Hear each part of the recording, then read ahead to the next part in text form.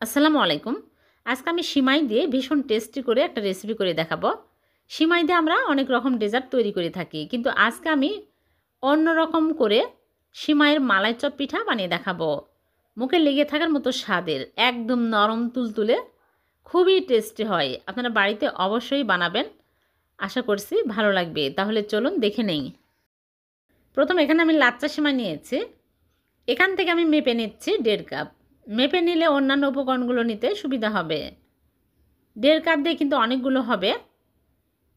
আপনারা চাইলে আর বেশিও বানাতে পারেন, তাহলে অন্যান্য উপকরণগুলো বাড়িয়ে নিতে হবে।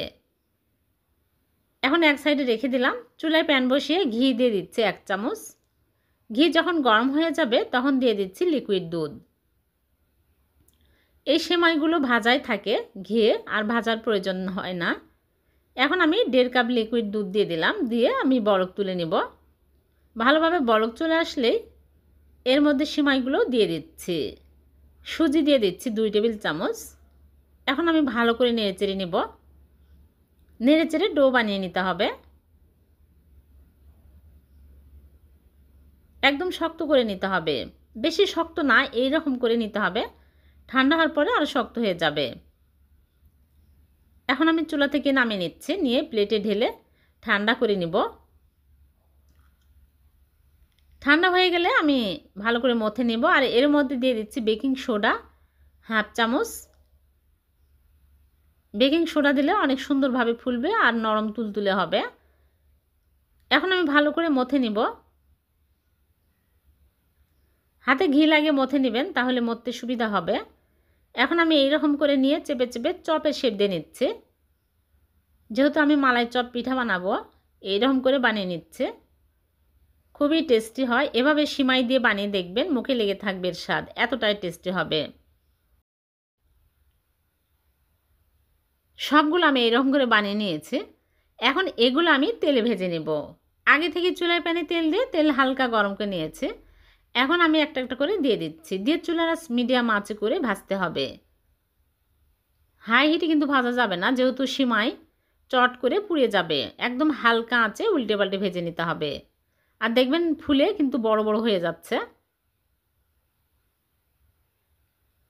দেখুন অনেক সুন্দর কালার আসছে। এই মালাই চপ পিঠাগুলো বেশি তেল লাগে না ভাজতে, খুবই কম তেলে ভাজা হয়ে যায়।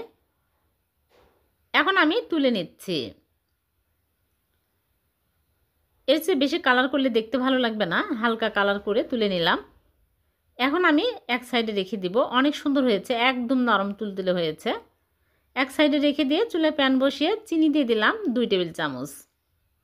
এখন আমি নেড়েচেড়ে নিব। নেড়েচেড়ে যখন এরকম সুন্দর কালার আসবে, সাথে সাথে লিকুইড দুধ দিয়ে দিচ্ছি। এখানে আমি 2.5 কাপ লিকুইড দুধ আগে জাল করে ঘন করে দিয়ে দিলাম। এখন আমি ভালো করে নেড়েচেড়ে নিব, বলক তুলে নিতে হবে। তারপরে এর মধ্যে দিয়ে দিচ্ছি কনডেন্স মিল্ক। চিনি দিলেও হবে। কনডেন্স মিল্ক পরিমাণ মতো দিতে হবে, যে যেরকম মিষ্টি পছন্দ করেন। এখন আমি ভালো করে নেড়েচেড়ে নেব। আর এখানে দারচিনি আর এলাচ 2টা দিয়ে দিয়েছি। ভালোভাবে বলক চলে আসছে। এখন আমি পিঠাগুলো দিয়ে দিচ্ছি। পিঠাগুলো দিয়ে আমি হাই হিটে 5 মিনিট জাল করে নেব। বেশি জাল করার প্রয়োজন নাই, তাহলে গলে যাবে। মাঝখানে একবার আমি ঢাকনা খুলে নেড়েচেড়ে দিয়েছি, যেহেতু ঘন হয়ে আসছে মালাই, তলায় লেগে যাবে এর জন্য। 5 মিনিট জাল করে নিয়েছি, হয়ে গেছে। মালাইটা অনেক ঘন হয়ে আসছে আর দেখতে অনেক লোভনীয় হয়েছে। চুলা থেকে নামিয়ে ঢেকে রেখে দেব 2 ঘন্টা। 2 ঘন্টা পর আমি ফিরে আসলাম। দেখুন দেখতে কতটা লোভনীয় হয়েছে, একদম গলে যাচ্ছে। এতটাই নরম তুলতুলে হয়েছে আর এতটাই মজার হয়েছে দেখতে। খেতেও কিন্তু অনেক সুস্বাদু হবে। আপনার বাড়িতে অবশ্যই একদিন বানিয়ে দেখবেন, এতটাই টেস্টি হবে। আমি উপর দিয়ে বাদাম কুচি দিয়ে সাজিয়ে নিলাম। আর একটা কেটে দেখাচ্ছি কতটা নরম তুলতুলে হয়েছে, একদম স্পঞ্জের মতো। খেতে অসম্ভব মজার হয়। একবার যদি বানিয়ে খান, বারবার খেতে ইচ্ছে করবে, এতটাই সুস্বাদু হয়েছে।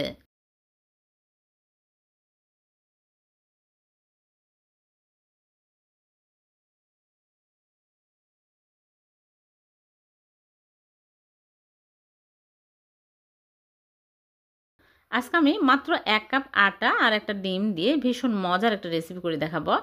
সকাল বিকেলে চায়ের সাথে খেতে খুবই ভালো লাগে। আশা করছি আপনাদের কাছে ভালো লাগবে। তাহলে চলুন দেখে নিই। প্রথমে একটা বোলের মধ্যে নিয়ে নিচ্ছি আটা 1 কাপ। আটার পরিবর্তে ময়দাও নেওয়া যাবে। দিয়ে দিচ্ছি চিনি 3 টেবিল চামচ।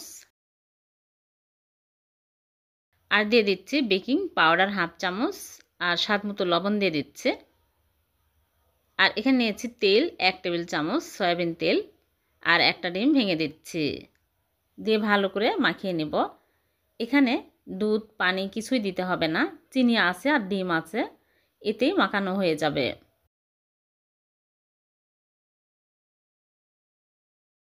টাইট একটা ডো তৈরি করে নেব।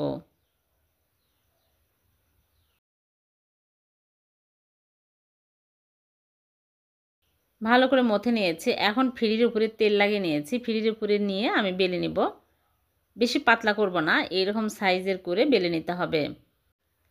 এখন আমি উপর দিয়ে পানি লাগিয়ে নিচ্ছি ব্রাশ দিয়ে, তাহলে খুব সহজে তিল লেগে যাবে।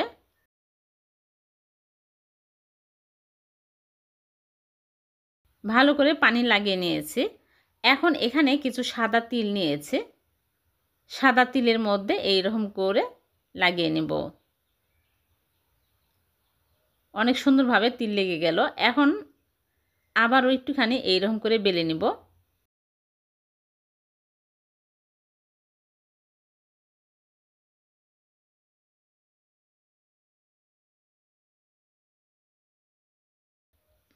তারপরে ফ্রিতে তেল লাগিয়ে এই পাশেও আমি পানি লাগিয়ে নেব। দুই পাশে ভালো করে তিল লাগিয়ে নেব, তাহলে খেতে আরও বেশি ভালো লাগবে। এইরকম করে চেপে চেপে নেব, তাহলে তেলে ভাজার সময় খুলে যাবে না, সুন্দরভাবে আটকে থাকবে। তারপরে আমি নাইফ দিয়ে সাইড দিয়ে এরকম করে অসমান অংশগুলো কেটে নিচ্ছি। এগুলো পরে বানাবো।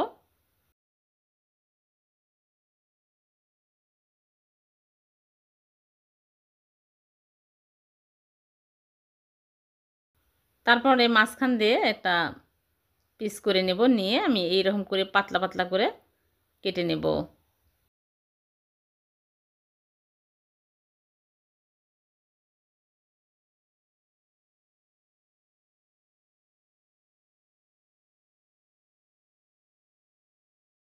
সবগুলো কেটে প্লেটের মধ্যে তুলে নিচ্ছি। এখন এগুলো আমি তেলে ভেজে নেব। আগে থেকেই চুলায় প্যানে তেল দিয়ে তেল গরম করে নিয়েছি। এখন চুলার আঁচ মিডিয়াম আঁচে করে একটা একটা করে দিয়ে দিচ্ছি। হাই হিটে কিন্তু ভাজা যাবে না, তাহলে চট করে উপরে পুড়ে যাবে, ভিতরে কাঁচা থেকে যাবে। একটু সময় নিয়ে ভালো করে উল্টে পাল্টে ভেজে নিতে হবে।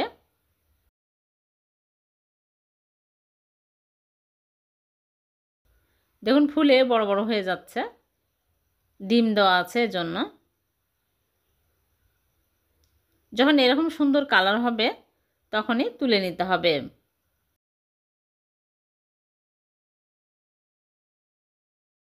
অনেক মজার এই নাস্তাগুলো সকাল বিকেলে চায়ের সাথে খেতে খুবই ভালো লাগে, আর খুবই সহজে কিন্তু কম সময়ে বানানো হয়ে গেল।